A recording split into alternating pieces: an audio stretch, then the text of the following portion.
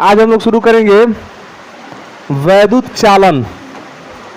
आज हम लोग शुरू करने जा रहे हैं वैद्युत चालन। वैद्युत चालन बहुत इंपॉर्टेंट यूनिट है वैद्युत चालन, और इसमें से अब दो क्वेश्चन श्योर है कि यहाँ से पूछेगा। दो क्वेश्चन यहाँ से पूछेगा। वैद्युत चालन क्या होता है जी? इलेक्ट्रिक कंडक्शन होता है। Electric conduction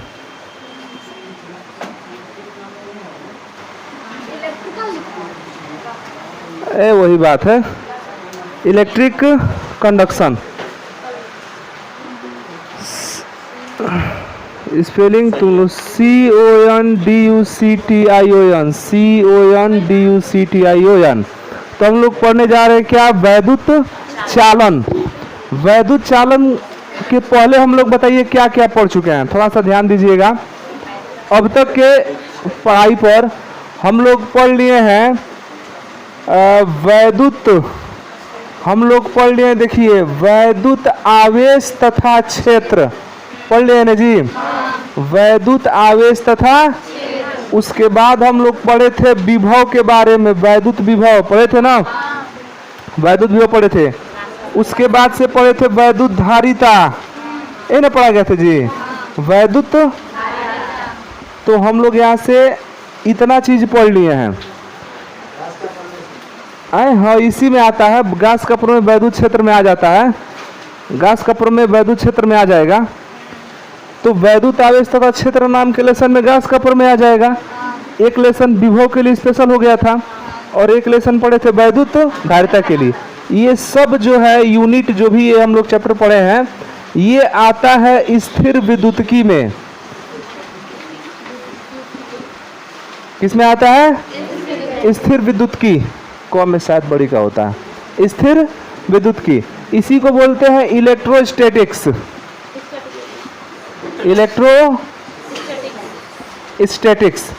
electrostatics. लेकिन अब हम जो पढ़ने जा रहे हैं ना, ये है आपका वैद्युत चालन। जो अगला यूनिट है इसका नाम क्या है? वैद्युत चालन। अगला जो लेसन है उसका नाम है वैद्युत चालन।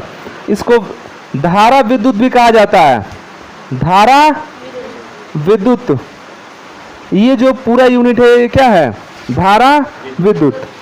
तो जो स्थिर विद्युतिकी में हम लोग यहाँ पर पढ़े थे वैद्युत आवेश, वैद्युत क्षेत्र, वैद्युत विभव, वैद्युत धारिता, इन सब में आवेश स्थिर था, आवेश गति नहीं कर रहा था, इसलिए इसको स्थिर विद्युतिकी बोलते हैं। यहाँ पर आवेश क्या था? स्थिर था, आवेश गति नहीं कर रहा था। अब हमारा आवेश क्या करेगा? गति करेगा। अब आवेश क्या करेगा? तो वो जो पढ़ेंगे वो हम लोग पढ़ेंगे धारा विद्युत, करंट इलेक्ट्रिसिटी नाम के यूनिट में। और ये यूनिट जो है इलेक्ट्रोस्टैटिक्स से बोर्ड परीक्षा में 8 नंबर का पूछा भी जाता है, 8 नंबर का। तब तक हम लोग कितना नंबर कंप्लीट किए हैं? केवल 8 नंबर पढ़े हैं। इसके बाद आगे पढ़ते हैं। तो अगला जो यूनिट है वो है धारा विद्युत, और धारा विद्युत में जो पहला लेसन है वो है आपका वैद्युत चालन। इसमें सबसे जो पहला टॉपिक हम लोगों का होगा वो होगा आपका वैद्युत चालन, कि वैद्युत चालन किसे कहते हैं। पहले हम इसका जो लेसन का नाम है वहीं से शुरू करते हैं कि वैद्युत चालन किसे कहते हैं। तो आप हेडिंग क्या लिखेंगे? वैद्युत चालन। तो हेडिंग लिख लीजिए वैद्युत चालन। ये समझ रहे हैं सब लोग कि हम लोग कितना पढ़ चुके हैं और क्या पढ़ रहे हैं? वैद्युत चालन। हेडिंग हो गया? समझिए वैद्युत चालन क्या है। हम लोग आवेश के बारे में जानते हैं जी। हम लोग किसके बारे में जानते हैं? ये बताइए आवेश का मतलब क्या है? आवेश का क्या मतलब है? आवेश किसे कहते हैं? गायब हो गया। सब बोल दिए, समझ में नहीं आया कुछ भी। कौन बताएगा अपना मन से? हाथ उठाओ, कौन बताएगा आवेश? जल्दी बोलो। किसी वस्तु का आवेशित करने की प्रक्रिया को यही हम आवेशन पूछ रहे हैं। बताओ कौन?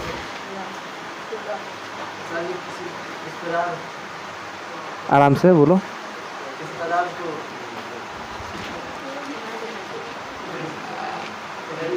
शुरू तो ठीक किए थे,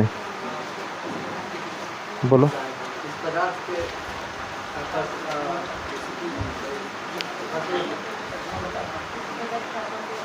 क्या बोल रहा है तुम? किसी पदार्थ लक्ष्मी बताएं। किसी पदार्थ का आविष्कार करने के गुण को आवेश का। अरे थोड़ा एडवांस में आओ, ये तो ओल्ड डेफिनेशन हो गया। तो बोल दिया ना।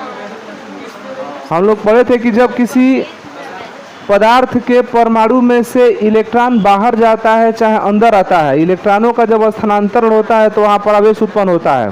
पढ़ा गया था। इलेक्ट्रॉन बाहर जाता है तो धन आवेश उत्पन्न होता है, इलेक्ट्रॉन अंदर आता है तो ये उत्पन्न होता है ना। तो हम लोग आवेश का मतलब इलेक्ट्रॉन समझे ना सीधे। आवेश मतलब क्या है? क्योंकि इलेक्ट्रॉन ही तो कम ज़्यादा हो रहा है तो आवेश उत्पन्न कर रहा है, और इलेक्ट्रॉन के पास खुद का आवेश होता है 1.6 इंटू 10⁻⁻19 कूलाम, नहीं होता है जी।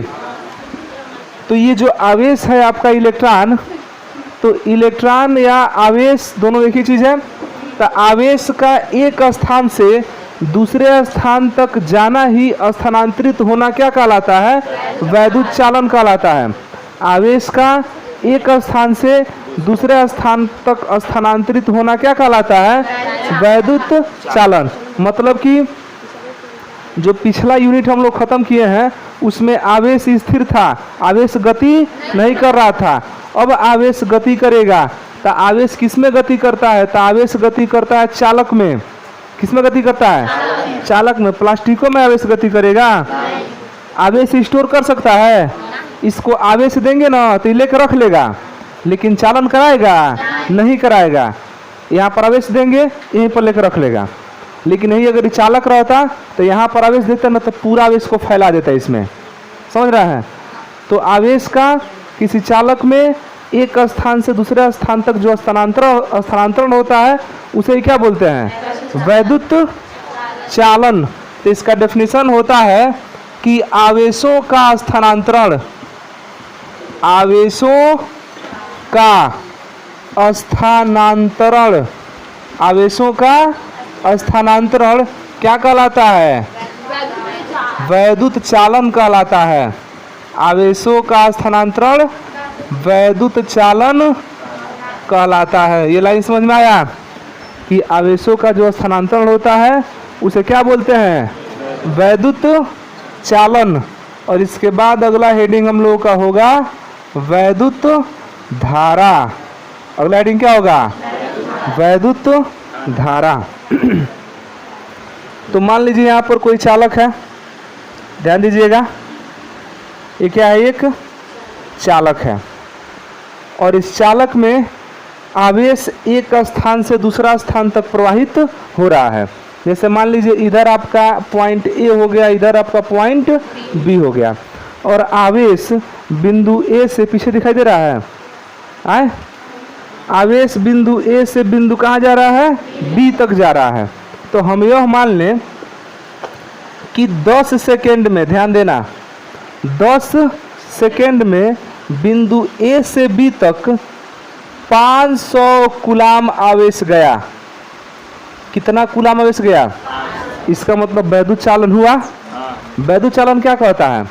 आवेशों का स्थानांतरण वैद्युत चालन कहलाता है। आवेशों का चालक में स्थानांतरण क्या कहलाता है? वैद्युत चालन कहलाता है।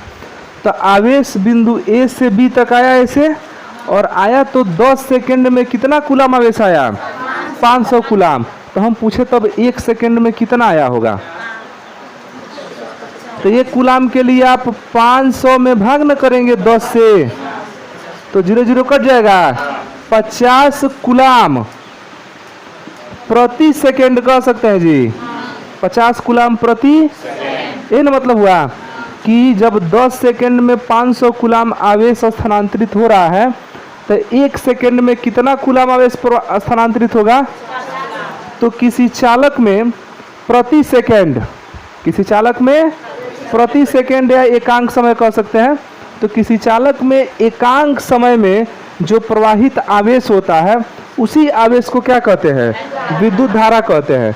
संपूर्ण जो आपका आवेश ट्रांसफर हो रहा है वो तो वैद्युत चालन है, लेकिन उसी में अगर 1 सेकंड में कितना आवेश जा रहा है ये अगर निकाल दिए तो उसको कहेंगे कि वो क्या है, वैद्युत धारा। तो दोनों में डिफरेंस समझ में आ रहा है। पूरा का पूरा आवेश गया तो वैद्युत चालन, वही 1 सेकंड का निकाल दिए कि 1 सेकंड में कितना आवेश गया तो उसको कहेंगे वैद्युत धारा। इसका डेफिनेशन होता है कि किसी चालक में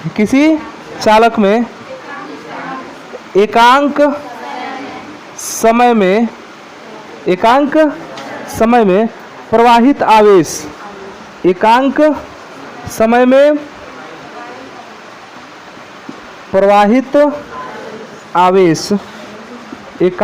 में प्रवाहित आवेश क्या कहलाता है, विद्युत धारा या वैद्युत धारा कहलाता है। किसी चालक में एकांक समय में प्रवाहित आवेश क्या कहलाता है, विद्युत धारा कहलाता है। इसे आई से प्रदर्शित किया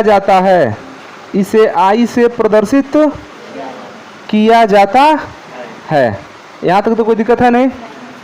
तो इस हिसाब से विद्युत धारा का सूत्र क्या बन जाएगा, विद्युत धारा बराबर प्रवाहित या स्थानांतरित आवेश बटा समय,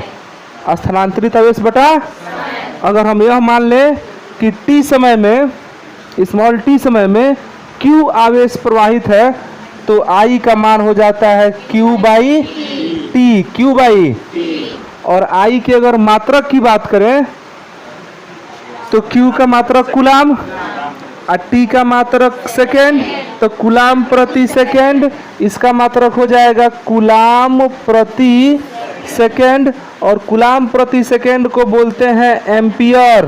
क्या बोलते हैं, तो हम कह सकते हैं कि विद्युत धारा का मात्रक क्या होता है, एम्पियर। तो यहाँ तक तो कोई दिक्कत है नहीं।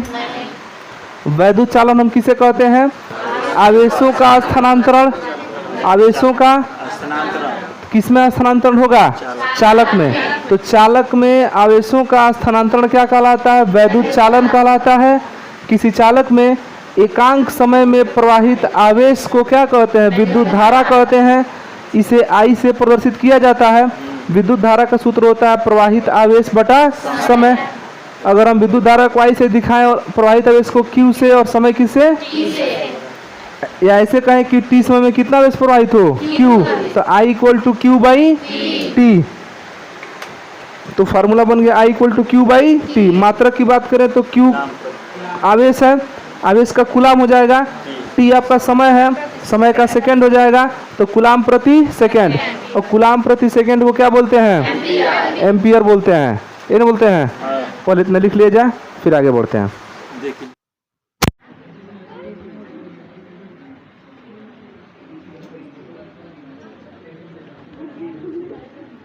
अरे हो गया, अब कितना बतियाते हो, छुट्टी कर दे रहा है, बतिया लो, आए छुट्टी कर दिया जाए। विद्युत धारा I के लिए सूत्र क्या पड़े हैं, विद्युत धारा I इक्वल टू फार्मूला हम लोग पढ़ लिए Q बाई टी। मात्रक पढ़ लिए इसका क्या, कूलाम Q का प्रति सेकेंड, इसी को हम लोग बोलते हैं एम्पियर। क्या बोलते हैं, तो विद्युत धारा का मात्रक क्या हो गया, एम्पियर। विद्युत धारा का मात्रक एम्पियर। अब समझिए यहाँ पर थोड़ा सा, अब हम कहें कि बताइए जो विद्युत धारा है ये सदिश राशि है कि अदिश राशि है, सोच समझ के बोलिए। विद्युत धारा सदिश राशि है कि अदिश राशि है, कैसे कह सकते हैं कि अदिश राशि है, अगर हम विद्युत धारा की दिशा की बात करें ना, ध्यान से देखना, विद्युत धारा की दिशा की बात करें तो बैटरी के प्लस से माइनस की ओर इसका धारा होता है। विद्युत धारा की दिशा कहाँ होता है, पॉजिटिव टर्मिनल से निगेटिव टर्मिनल की ओर। टर्मिनल की ओर। तब तो दिशा भी कंफर्म हो गया इसका। तो ये अदिश राशि है, सदिश राशि है ना? हाँ सदिश राशि है। सुनो, दिशा इसका माने ऐसे तो लग रहा है ना कि सदिश राशि है, लेकिन सदिश राशि नहीं है। ये कौन सा राशि है? अदिश राशि है। कैसा राशि है? अदिश राशि है। अब सुनो क्यों अदिश राशि है, थोड़ा ध्यान दो कि अदिश राशि क्यों है। अगर मान लीजिए कि कोई वस्तु है, कोई वस्तु, तो वस्तु पर अगर आप कोई बल लगाते हैं, बल, तो बल की तो एक निश्चित दिशा नहीं कि हम किधर लगा रहे हैं, तो बल तो हमारा सदिश राशि है। लेकिन विद्युत धारा इस तरह से होता नहीं है। जैसे आप किसी बिंदु पर अगर आप विद्युत धारा देते हैं, तो जैसे मान लीजिए कि बिंदु है, आई आ रहा है, आई बिंदु है, यहाँ से दे रहे हैं 2 एम्पियर, ठीक है, यहाँ से दे रहे हैं 3 एम्पियर, तो इसे निकलेगा 5 एम्पियर का। बात समझ रहे कि नहीं? कितना का निकलेगा? ऐसे अगर 2 एम्पियर दे रहे हैं और नीचे से दे रहे हैं 3 एम्पियर, एक तार इधर जोड़े हैं, तभी वो निकलेगा 2 एम्पियर या 3 एम्पियर, या निकलेगा कितना? कोई मतलब नहीं है। चाहे ऐसे दीजिए, चाहे ऊपर से नीचे की तरफ दीजिए, वो जाएगा कितना? 5 एम्पियर पर। इसका प्रभाव शून्य नहीं होता है कभी भी। जब 2 धाराएं आपस में देते हैं ना, तो दोनों धाराओं का प्रभाव शून्य नहीं होता है। जैसे बल है, बल का प्रभाव शून्य हो जाता है। 5 न्यूटन इधर लगा दीजिए, 5 न्यूटन इधर लगाइए, वस्तु जहाँ है वही रहेगा, होता नहीं इस तरह का। लेकिन क्या विद्युत धारा में ऐसा होता है कि 5 एम्पियर धारा इधर और 5 एम्पियर धारा इधर, तब प्रभाव 0 हो जाएगा? नहीं, विद्युत धारा का प्रभाव 0 नहीं होता है। तो जब विद्युत धारा का प्रभाव 0 नहीं होता है, इसका मतलब कि इसको हम सदिश राशि नहीं कह सकते। इसको क्या बोलेंगे? अदिश राशि। तो ये लगता है कि सदिश राशि है, माने लगता है कि क्या है? क्यों लगता है? क्योंकि विद्युत धारा की जो दिशा होती है वो प्लस से कहाँ होता है? तो बैटरी के अंदर न होता है। बाकी अन्य तार के दिशा से कोई इसका प्रभाव पड़ता है? नहीं। तार किस दिशा में रखिए, क्या फर्क पड़ता है? कोई फर्क नहीं पड़ता है। तो चूंकि विद्युत धारा का जो प्रभावी धारा का मान होता है ना, वो कभी 0 नहीं होता है, इसलिए इसको हम क्या बोलते हैं कि ये कौन सी राशि है? तो जो आपका विद्युत धारा है वो किस तरह की राशि है? अदिश राशि। सदिश राशि नहीं ना कहेंगे? नहीं, लेकिन लगता है कि कैसा है? सदिश राशि है। ये लगता है बस कि सदिश राशि है, जबकि ये है नहीं। तो ये हो गया अदिश राशि। अब हम कहें कि आप परिभाषा दीजिए कि 1 एम्पियर कितना को कहेंगे? विद्युत धारा तो ठीक है, विद्युत धारा तो समझ में आ रहा है कि जब आवेश गति करेगा तो धारा बहेगा, और धारा समझते हैं विद्युत धारा, किसी भी चीज़ का जब बहुत तेज़ी से प्रवाह हो ना, सिंपल में वही धारा है। पानी का बहुत तेज़ी से प्रवाह हो, पानी की धारा, जल की धारा, हाँ, खून की धारा बह जाती थी, खून का प्रवाह तेज़ी से हो, खून का धारा, इलेक्ट्रॉन का प्रवाह तेज़ी से, विद्युत धारा। अगर कोई भी प्रवाह तेज़ी से होता है तो क्या है? हवा का प्रवाह एकदम अगर तेज़ी से होता है तो क्या है? हवा का धारा है ना। हवा का धारा नहीं होता है। वायु की धाराएं नहीं बहती है, पूर्वा बहता है, पछुआ बहता है, सब क्या है? वायु की धाराएं हैं। नदियों की धाराएं हैं, बहुत ज़्यादा मात्रा में पानी, 2 गिलास पानी में नदी नहीं ना बहाएंगे, क्योंकि सुनिए पानी की मात्रा कम ना है। जब ज़्यादा अधिक मात्रा में किसी चीज़ का प्रवाह कराते हैं तो क्या है? वो वही धारा हो जाता है। तो 1 एम्पियर धारा कितना को कहेंगे बताइए? 1 एम्पियर धारा कितना कहा जाएगा? ये बताइए। आई का मान 1 कब हो सकता है? आई तो समझ में आ रहा है कि धारा का सूत्र है। हाँ, आई का मान 1 कब हो सकता है बताइए तो? चला देगी तो वैसे सब है। हम पूछ रहे हैं, मैथमेटिक्स लगाओ। आई का मान 1 कब हो सकता है? जब Q बराबर T। ये मैथमेटिक्स है, क्या लगा रहे तुम लोग? जब भी Q का मान T के बराबर हो जाएगा, आई का मान कट के 1 हो जाएगा, नहीं होगा? तो ये लगा रहे हो, पता नहीं क्या क्या बोल रहे हो तुम लोग। रात से भी निकला नहीं हो बाहर, आए रात से बाहर निकलो। मेरे भाई भी बोल रहा था। क्या लेडीज वेटर? तो महिलाओं को खाना खिलाने के लेडीज वेटर बढ़िया तो है, इससे बढ़िया क्या बात है? बढ़िया है लेडीज वेटर, ठीक है,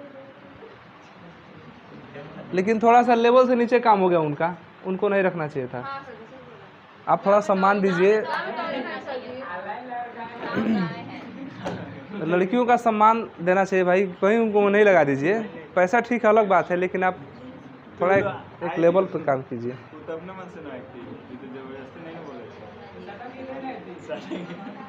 पता नहीं।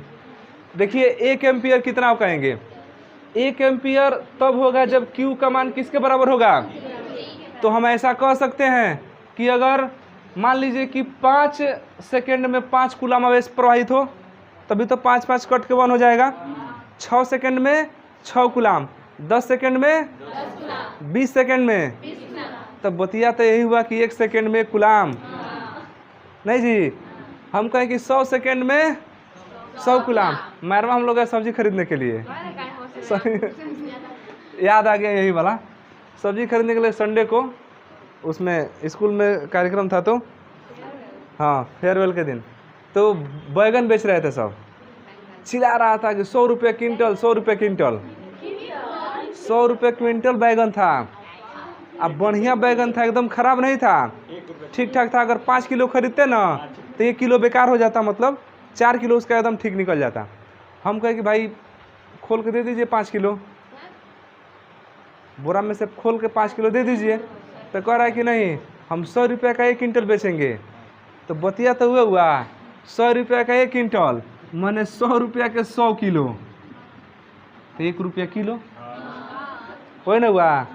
तो 100 रुपया क्विंटल कहे चाहे 1 रुपया किलो कहे, बात एक ही ना है। तो दिया नहीं वैसे हमको, हाँ वो कह रहा था कि बोरे खरीद के ले जाएंगे। हम सोचे कि 2 बोरा खरीद लेते हैं। अगर 2 बोरा खरीद लेंगे 100 रुपये का ना होगा, हाथा स्कूल पर कम बेचाएगा तो 400-500 में बेचा जाएगा। माने 3 रुपये किलो अगर कह दे कि यहाँ पर 3 रुपये किलो बैगन, तो पहले ही 3-4 को दुकान वाला लूट लेंगे, कहें कि हमको दे दीजिए, हम लोग बेच लेंगे 10 रुपये किलो, आराम से मिल जाएगा ना। 3 रुपये किलो लोग लूट लेंगे। तो कहाँ हम लोग थे? हाँ, Q/T। तो 5 सेकंड में 5 कूलम, 10 सेकंड में 10 कूलम, 20 सेकंड में 20 कूलम। तो उसी को ना कह सकते हैं कि 1 सेकंड में 1 कूलम। तो यदि किसी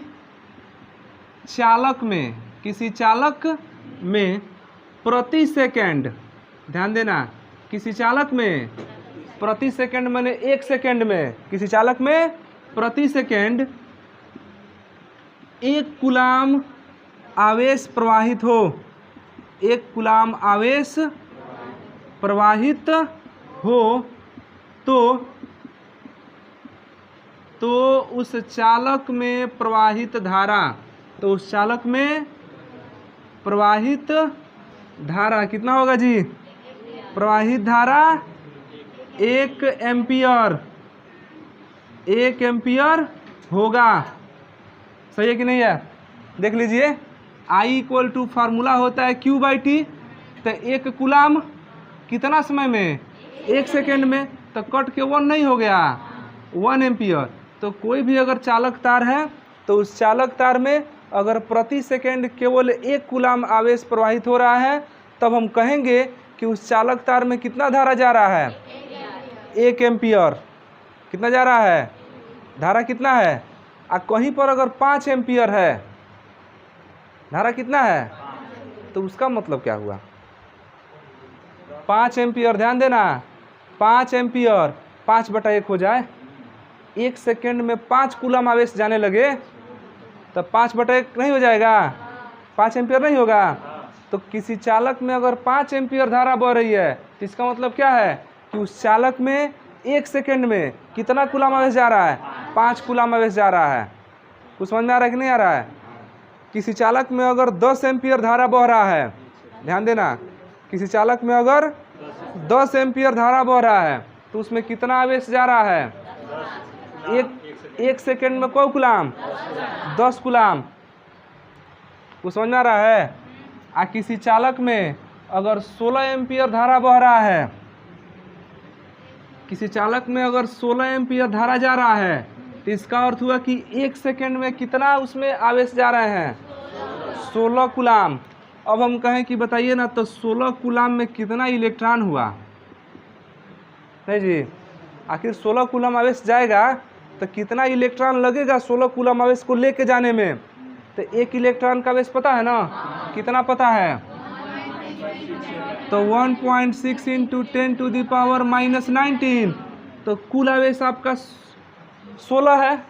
अरे हम लोग फार्मूला पढ़े Q बराबर NE, याद है? Q बराबर, यदि इलेक्ट्रॉनों की संख्या n हो तो कुल आवेश कितना होगा? Q बराबर NE।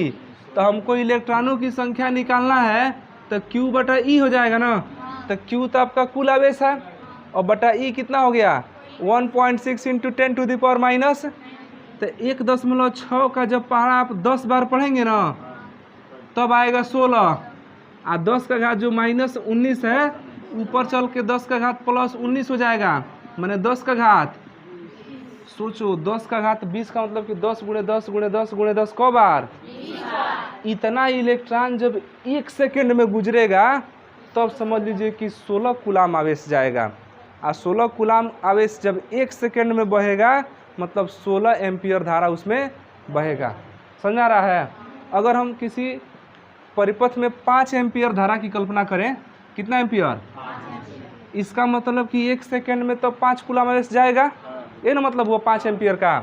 तो 1 सेकेंड में 5 कूलाम, तो हम कहें कि तो 5 कूलाम को ले जाने के लिए कितने इलेक्ट्रॉन की आवश्यकता होगी? आखिर कितना इलेक्ट्रॉन मिलकर 5 कूलाम लेके जाएगा? तो भाग कर दीजिए, ऊपर नीचे 10 से गुणा कर देंगे तो ये 50/16 हो जाएगा, और गुणे 10 के घात 19 लिख दें तो 16 तिया 48, 16 तिया 2 होगा ना, दशमलव लगा दीजिए 20 हो जाएगा, 16 कने 4 होगा, 16 दूना 32, 8 होगा, और 16 पचे गुणे 10 के घात कितना? ये बहुत ज़्यादा मात्रा हुआ जी। 3 वो जीरो अगर इसको ख़त्म भी कर देता है ना तो 31 25 को जानते हैं को जीरो लगेगा? 16 को जीरो लगेगा। कितना जीरो लगेगा? 16 को जीरो लगेगा। इतना मात्रा में इलेक्ट्रॉन अगर किसी तार में बह रहा है 1 सेकेंड में तो उसमें कितना कूलाम आवेश जा रहा है? 1 सेकेंड में जब 5 कूलाम आवेश जाएगा, 1 सेकेंड में 5 कूलाम आवेश जाएगा तब जाकर उसमें धारा कितना बहेगा? 5 एम्पियर। अब सोचो 5 एम्पियर का झटका कितना तेज मारेगा, जहाँ छुए करे तार को इतना इलेक्ट्रॉन तुरंत शरीर में प्रवेश करेगा।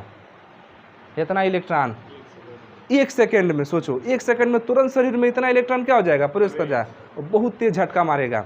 झटका मारेगा तुरंत क्या कर लेंगे? खींच लेंगे। पावर है कि नहीं है? 16 एम्पियर का मार देगा तो मतलब बहुत खतरनाक होगा।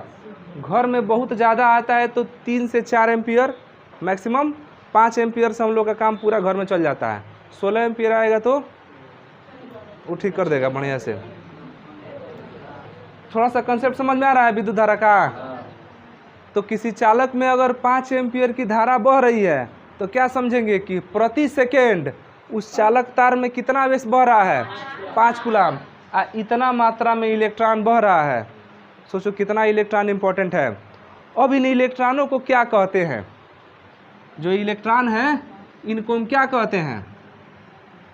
गायब हो गए। इलेक्ट्रॉन को तुम लोग गायब हो गए।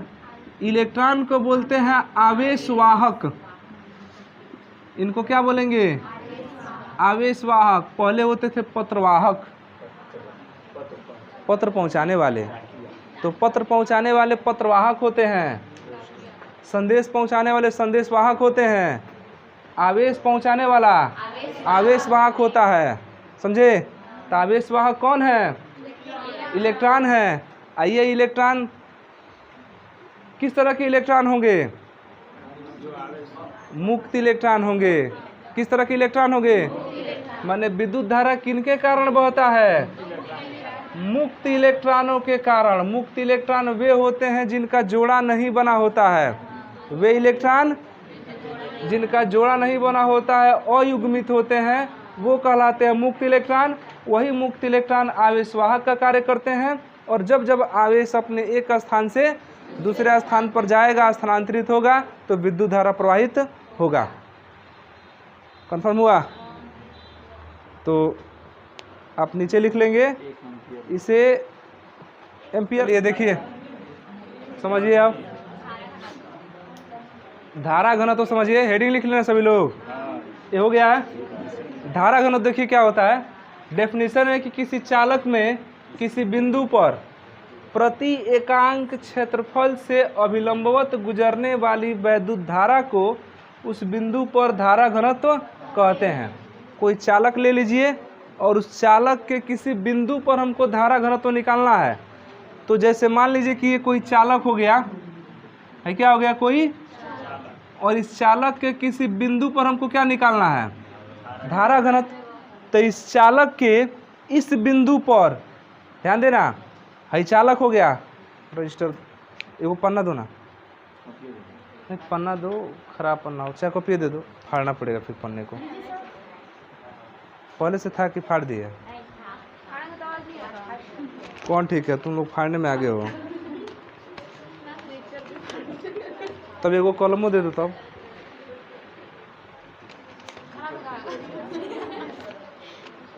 इसको छेद देते हैं अंदरवा। देखिए हो गया, समझिए ये हो गया आपका चालक। ये क्या है, चालक। और चालक में यह हो गया एगो बिंदु। चालक में क्या हो गया, एक बिंदु। बिंदु नहीं लग रहा है ये, लेकिन मान के चलिए क्या है, परिभाषा समझिए।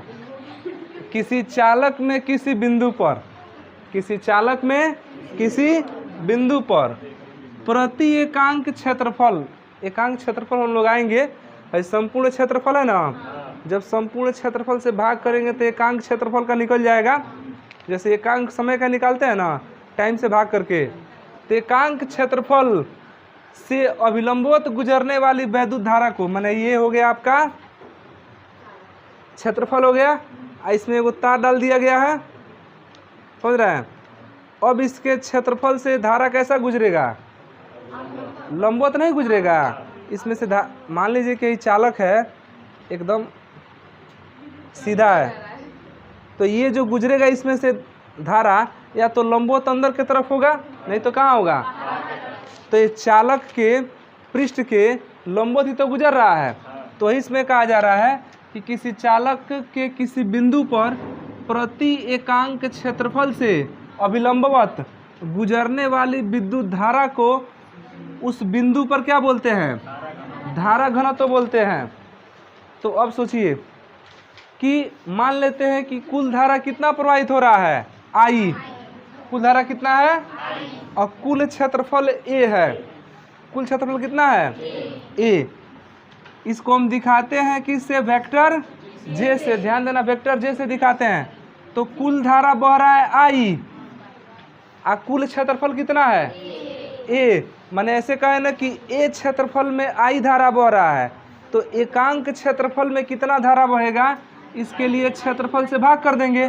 तो J इक्वल टू हो जाएगा I बटे A, और J इक्वल टू I बटे A क्या कहलाता है, धारा घनत्व कहलाता है। इसका मात्रक बताइए तो, एम्पियर प्रति मीटर स्क्वायर, एम्पियर प्रति मीटर।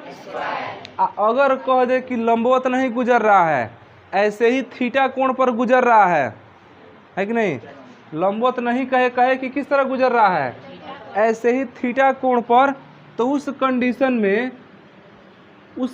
में जो J का सूत्र होता है वो होता है I बटे A cos थीटा। हम तो लंबवत ना लिए थे, पृष्ठ के ठीक कैसा लिए थे, अगर थीटा कोण पर दे दे तो A cos थीटा हो जाएगा। मात्रक इसका क्या बन रहा है,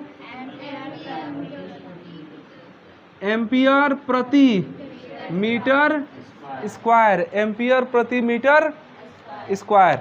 तो धारा घनत्व तो वास्तव में क्या है, तो किसी चालक में किसी बिंदु पर प्रति एकांक क्षेत्रफल से अभिलंबवत जो गुजरने वाला वैद्युत धारा होता है उसी को बोलते हैं धारा घनत्व। कुल मिला के सीधा सीधा कह सकते हैं कि अगर कोई चालक है जिसका क्षेत्रफल कितना है, ए है, तो एकांक क्षेत्रफल से जो गुजरने वाला विद्युत धारा होता है, एकांक क्षेत्रफल से, एकांक क्षेत्रफल जिसके साथ एकांक लगता है ना उसी से भाग करते हैं। तो एकांक क्षेत्रफल से जो गुजरने वाला वैद्युत धारा है उसी को हम क्या बोलते हैं, धारा घनत्व बोलते हैं। और धारा घनत्व का को दिखाते किससे हैं, वेक्टर जे से। वेक्टर जे इक्वल टू होता है आई बटे ए। अगर किसी कारणवश कोण थीटा दे दिया लंबवत न कह करके तो कितना हो जाएगा, आई बटा ए कॉस थीटा। एक चीज़ ध्यान देना कि ये जो लंबवत कोण देता है ना ये ऊर्ध्वाधर से देता है। कहाँ से देगा, ऊर्ध्वाधर से कोण देगा। तो ऊर्ध्वाधर मतलब 90 डिग्री। ऊर्ध्वाधर माने क्या होता है, 90 डिग्री। तो जब ये लंबवत कह रहा है ना, जब ये कितना कह रहा है, तो ये देखेंगे तो एक तरफ से 0 डिग्री हुआ, ऊर्ध्वाधर से ना 90 है, लेकिन आप क्षैतिज से देखेंगे तो क्या कितना है, आकाश 0 का मान कितना होता है, 1 होता है। आकाश 0 का मान कितना होता है। तो लंबवत के लिए ध्यान देना, लंबवत के लिए आकाश 90 भले कह रहे हैं लेकिन वो क्षैतिज ऊर्ध्वाधर से ना 90 है।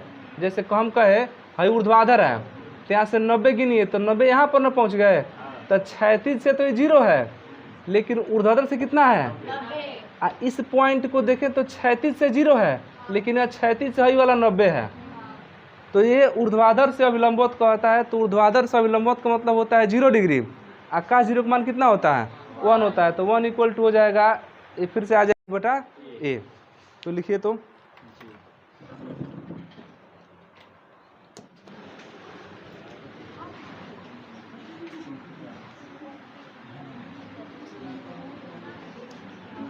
ध्यान से देखिए, आई इक्वल टू फार्मूला हम लोग क्या पढ़े हैं, यही ना पढ़े हैं जी। मात्रक किसका, मात्रक हो गया एम्पियर, या इसको कह सकते हैं कूलाम प्रति सेकेंड, ये ना हो गया। अगर हम लिखे इसका बीमा बताइए तो आई की बीमा, जल्दी बोलिए, आई की बीमा क्या हो जाएगा, अरे आई की बीमा केवल ए होता है, आई की बीमा केवल ए होता है। आई की बीमा क्या होता है, केवल ए। कूलाम का ना बीमा 80 होता है।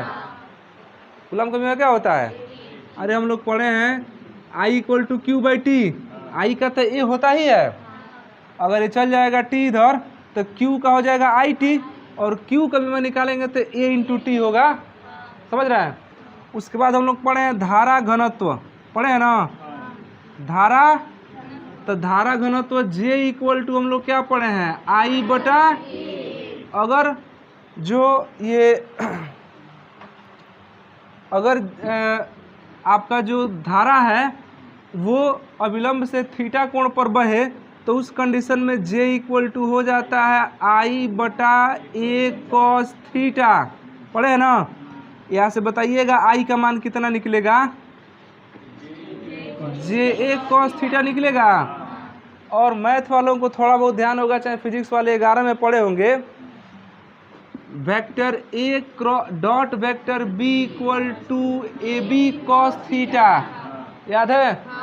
तो अगर राइट हैंड वाला मिल रहा है तो लेफ्ट हैंड वाला लिख सकते हैं उसके बदले में ना, इसको क्या लिख सकते हैं, I equal to vector J dot vector A, vector J dot vector, और जे और ए के बीच में का कोण कितना है, थीटा है, 90 है, थीटा है, तभी ना जे कॉस थीटा हो जाएगा। आप क्रॉस लगा देंगे तो जे साइन थीटा हो जाएगा। अभी इसको पढ़ रहे हैं, मैथ वाले भी तुरंत पढ़ रहे हैं। आज जो बायो वाले हैं 11 में पढ़ लिए हैं, I equal to J into ए। अब यहाँ पर जे धारा घनत्व हो गया और जो ए है वो क्षेत्रफल सदिश हो गया। याद है, क्षेत्रफल सदिश हमेशा पृष्ठ के कैसा होता है, लंबवत होता है। तो आप नीचे एक रिमार्क लिख लेंगे, रिमार्क नहीं लिखेंगे उसी को थोड़ा सा आगे बढ़ा लेंगे। हाई वाला चीज़ तो लिखे है ना, इसको तो एक बार घेर लीजिए ऐसे। और नीचे इसको लिख लीजिए I equal to J cos theta, I equal to J cos theta, और तब नीचे लिख लेंगे I equal to J dot A. Cos theta खत्म हो गया, डॉट गुणन के रूप में लिख दिए, तो जे डॉट ए। ये तो समझ में आ रहा है। अब सबसे जो इम्पोर्टेंट है वो है धारा घनत्व की बीमा। बताइए धारा घनत्व की बीमा। धारा घनत्व की बीमा, तो धारा घनत्व का सूत्र क्या होता है? J इक्वल टू आई बटा ए। J इक्वल टू आई बटा आई विद्युत धारा है, J की बीमा मतलब I की बीमा, अब बटा A की बीमा, A की, तो विद्युत धारा I का तो बीमा A हो जाता है, A है, ये मत कहना A से कट गया, A क्षेत्रफल है, क्षेत्रफल का बीमा L2 होता है, ऊपर चल जाएगा तो AL-2, यही हो जाएगा बीमा किसका? J की AL-2, तो ये बीमा हो जाएगा। तो नीचे आप लिख लीजिए धारा घनत्व की बीमा, धारा घनत्व की बीमा AL-2 होता है। धारा घनत्व की बीमा AL-2 होता है। धारा घनत्व की बीमा AL-2 होता है, AL-2 होता है। हो गया, तो ये हम लोग कंप्लीट हो गया इसका। हम लोग कल नया लेसन कर रहे हैं, नया हेडिंग पढ़ेंगे, जितना जल्दी लेसन खत्म हो।